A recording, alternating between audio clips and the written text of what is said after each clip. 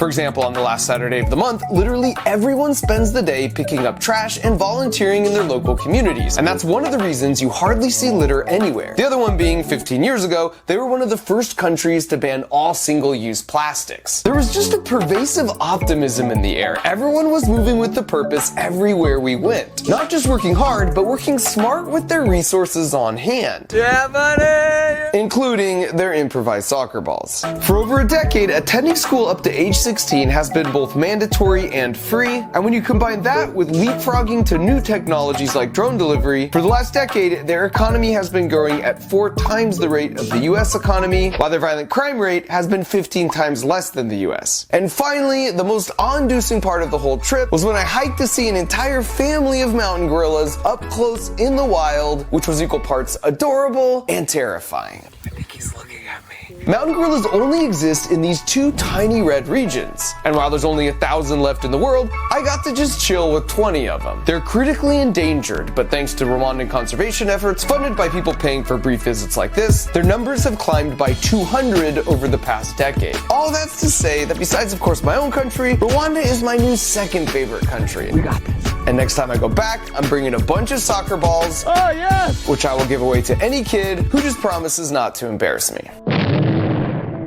Okay, so now let's talk a little bit more about these new short-range city drones. Because for the 4 billion doorstep deliveries that will happen this year in the US, and that number doesn't even include Amazon, by the way, why not at least try and take some of those slow-moving, traffic-causing, 2-ton gas-guzzling cars off the road in exchange for a much faster delivery that's also electric, autonomous, really quiet, and zero emissions. And while their solution of dropping down a droid that could perfectly control its landing from super high up seemed promising and way better than something like this that had been proposed before, when they first told me about it, I had 2 main questions. 1, how loud and disruptive are they? Because the last thing we want are annoying drones buzzing by our rooftops all day. And 2, how safe are they? Because the other last thing we want is for those same annoying drones to start falling down on us from the sky. I also had a bonus 3rd question around how a business is even supposed to load in their items for delivery. And so in a search for answers, I went right to their headquarters, not that far down the road from where I live. And the first thing you notice in the lobby is this really cool projection that not only shows the total number of flights they've flown, now at over 500,000, but it also shows all the long-range drones they have in the air at that exact moment,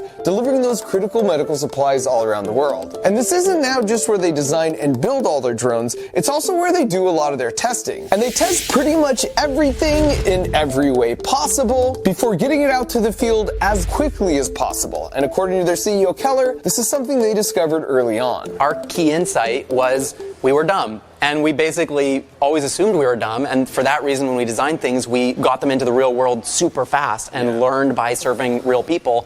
And you learn so much that you can't learn in a lab or in an ivory tower. And so before we actually hear just how quiet these things are, I just want to echo that all the best engineers I've ever known have had that same level of humility, knowing there's no better way to learn than to test and to break stuff.